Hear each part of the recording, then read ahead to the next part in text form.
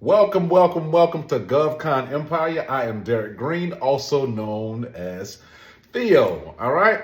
Look, if this is your first time tuning in, okay, the reason I'm doing this is because I looked all over the social media world and I realized that everybody's talking about government contracting, but the problem is a lot of the people talking about it are people who have never done this job as a career.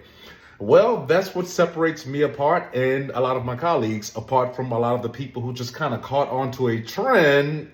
They're kind of just searching for information and seeing what sticks, right? But then a lot of you follow these people and you don't get the results you're looking for. Well, today you're in luck because, as I stated a couple moments ago, if this is your first time tuning in, you're getting this information directly from a former gatekeeper of almost 20 years. I am a former government contracting officer, compliance officer, procurement officer, as well as acquisitions director. And I did all of those roles between a few agencies: United States Army, Department of Defense, Department of Homeland Security, FEMA, Department of Veterans Affairs, and City of Houston.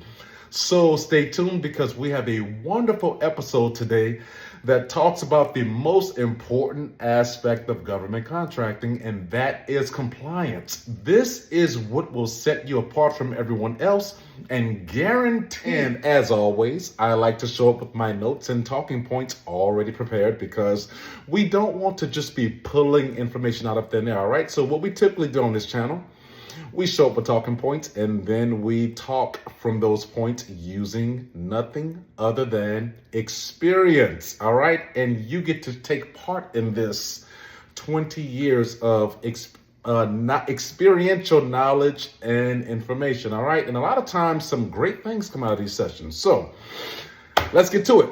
Too many companies think government contracting is about being the slickest hustler in the room. And let me tell you, that's exactly why they lose. Look, I say this all the time as someone who is here up in the City of Houston area, right?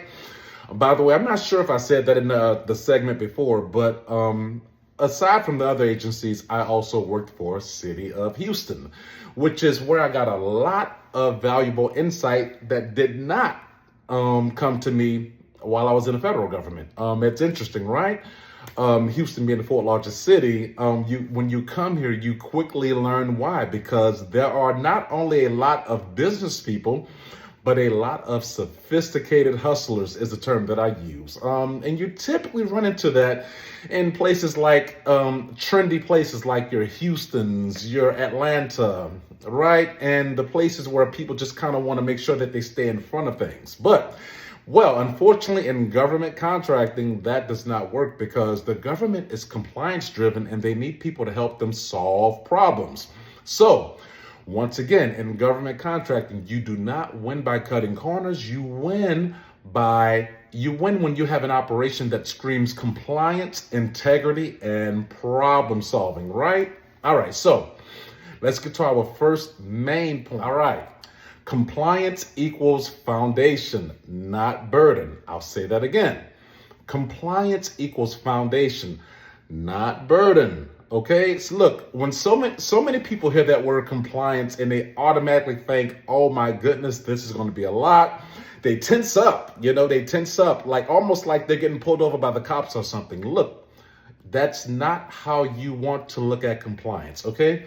You want to look at compliance as kind of being your insurance policy, basically, because whenever someone tries to vet you, that when you're able to show, look, we researched these agency regulations and we've allowed these agency regulations to be put in place as our compliance metrics, and bam, here it is in writing. Okay, this is our contracting compliance plan.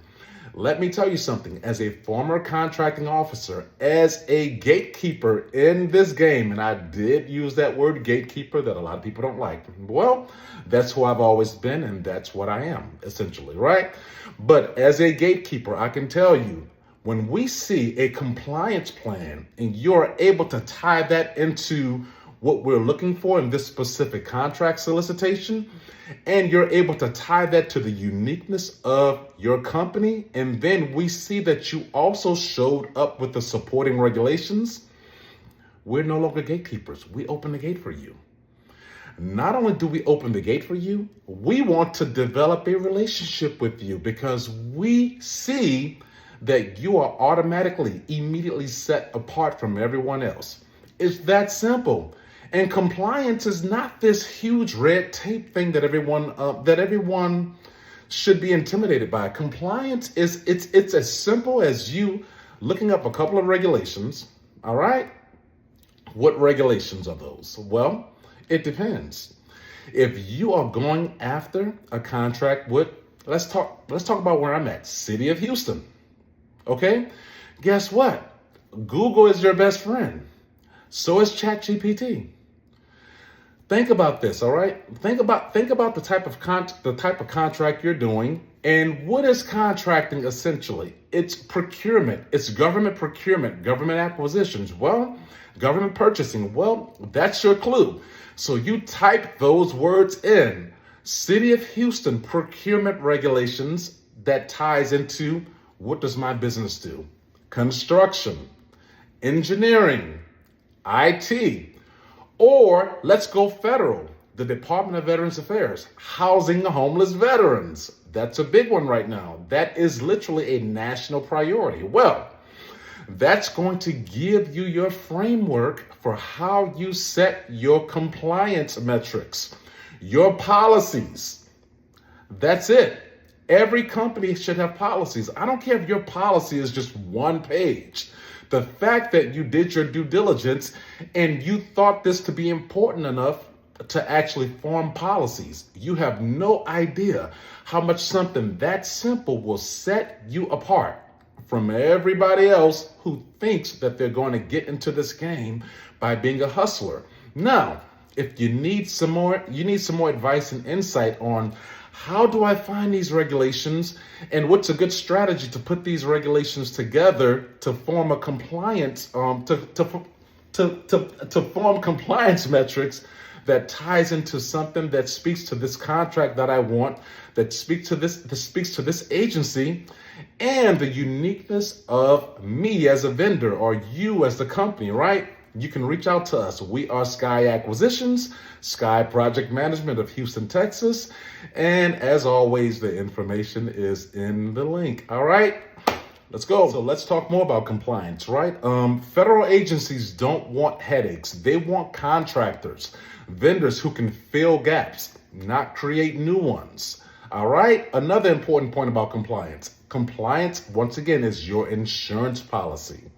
Without it, one mistake can erase years of progress. All right, let's move on to the next one. Sophisticated hustlers versus compliance-driven leaders. Look, there are so many key elements of this, right? Hustlers chase money, cut corners, and to be honest with you, it is very, very evident. I mean, they fake their capability statements, past performance. Well, how do we know this? Because you know what? When they're in these pre-bid meetings and they're talking to people, when it's time for them to meet their project managers, the way they speak does not reflect what was in their paperwork. And this is where compliance becomes important. You know why? Because compliance allows you to put together documents that actually document your process of your way of doing things, your methods, your methodologies, your approach. And when you write it down, you're able to read it to where it becomes part of you, so that let's say you have a really, really good win, because every contract is going to always have multiple deliverables, right? Deliverables. When we say deliverables, we're talking about the different tasks throughout that project, because every contract is a project. Well, guess what? Let's say if you do really, really well on one task, right? But then it's time for you to do that same task again later on in a project. And you're not able to do it the way you did it the other time because why? You didn't write it down. This is when you get found out. Well, Writing it down simply means that you guys have some type of system in place so that you're able to measure how you did it so that when it's time to do it, you can do it again. That's your insurance policy.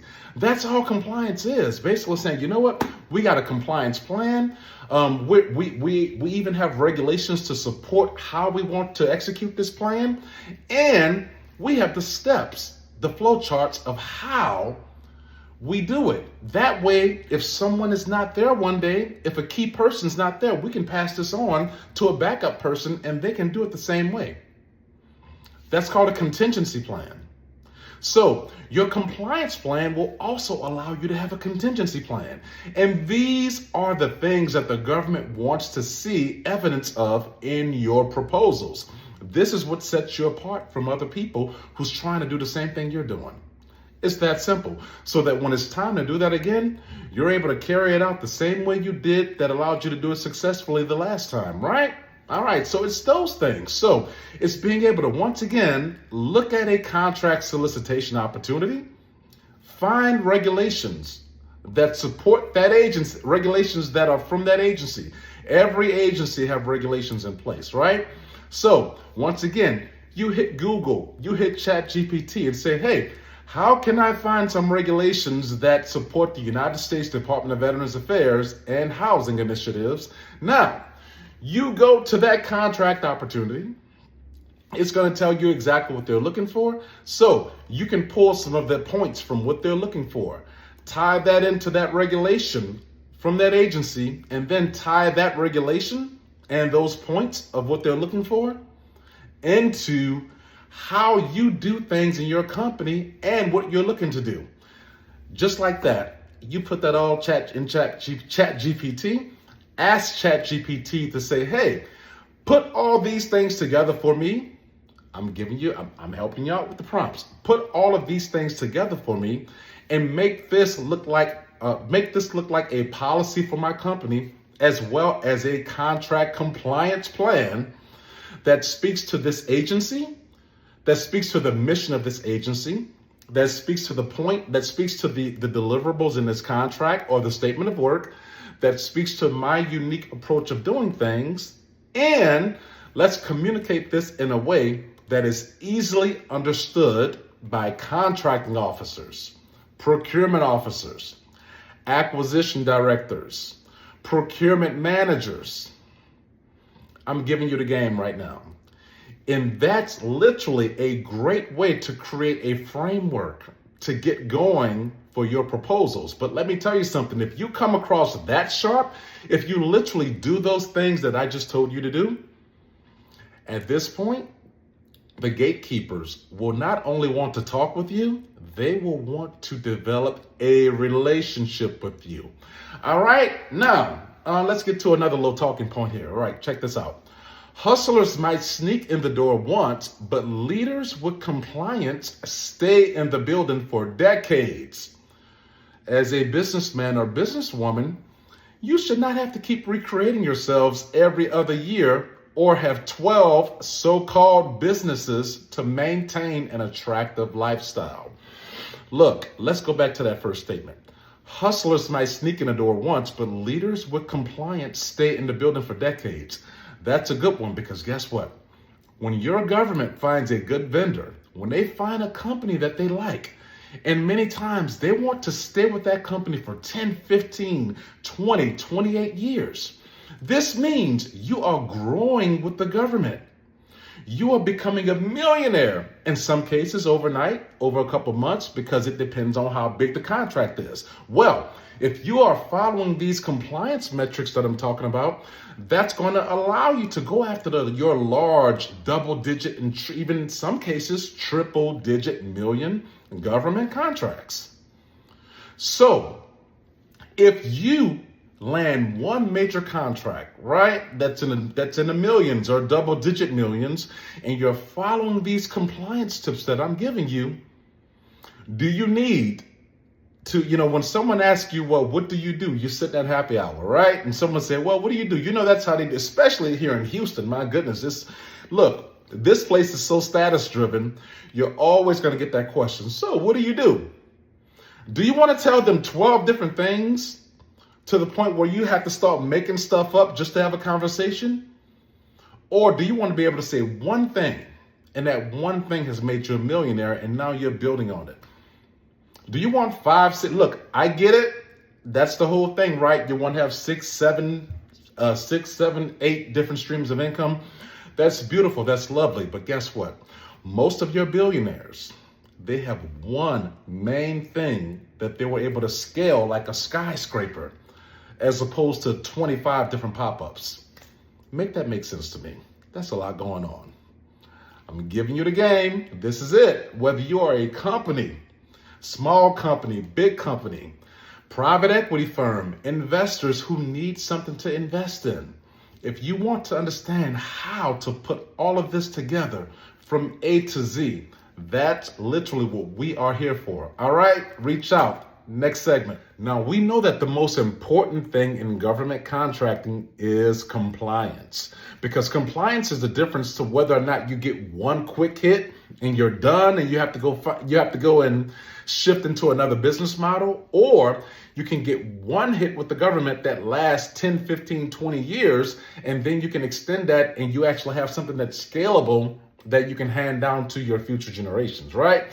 So we know compliance is, because of that, compliance is literally the most important thing in government contracting. And how do you communicate that your company has compliant operations? How do you communicate that your company is not only compliant, but it mirrors a governmental style framework?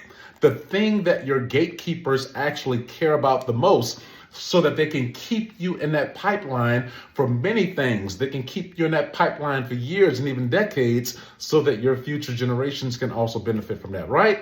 Well, let's go ahead and let's go through some talking points real quick. All right. True compliance, it's not just checking boxes. Now, when we say checking boxes, we're talking about the basic things, capability statements. You know, you're registered in sam.gov. Statements of past performance and bonding, those are your check boxes. They're the things that don't really make you special. What makes you special is that you not only have your capability statements, you not only have your statements of past performance, you've not only registered with sam.gov, GovWin, and all of that fluff that we hear people throw around, right? The things that don't matter no more once you pass your first gate check, meaning that contracting officers are actually starting to notice your bid. Compliance, right? Compliance as a scalable governmental framework. So let's go ahead and go through some things. Once again, true compliance isn't just checking boxes.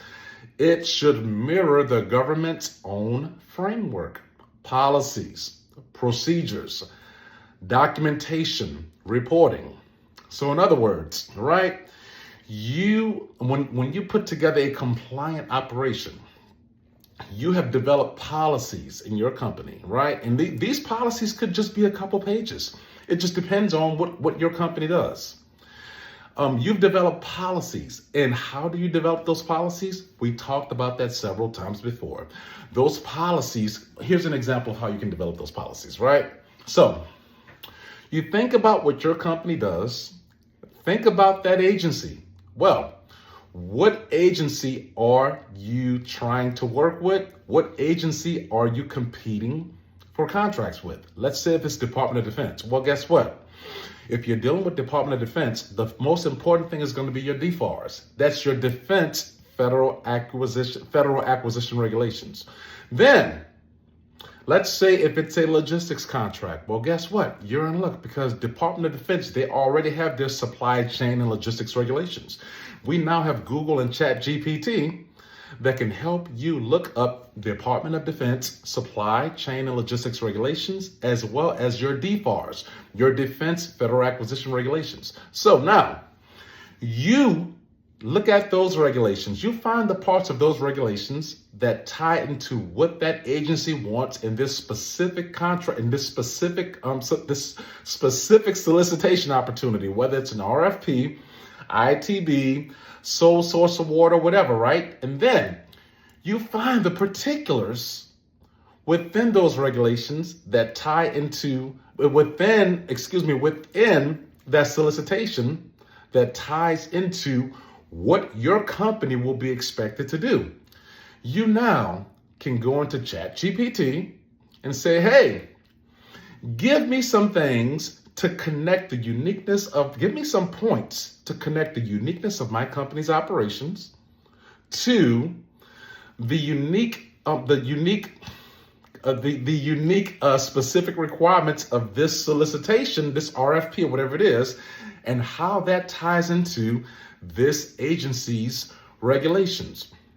Department of Defense, supply logistics, supply chain stuff. You'll find that you just look for it, right? It's there. And how all of that ties into the important FAR provisions, Federal Acquisition Regulations, and your defense Federal Acquisition Regulation.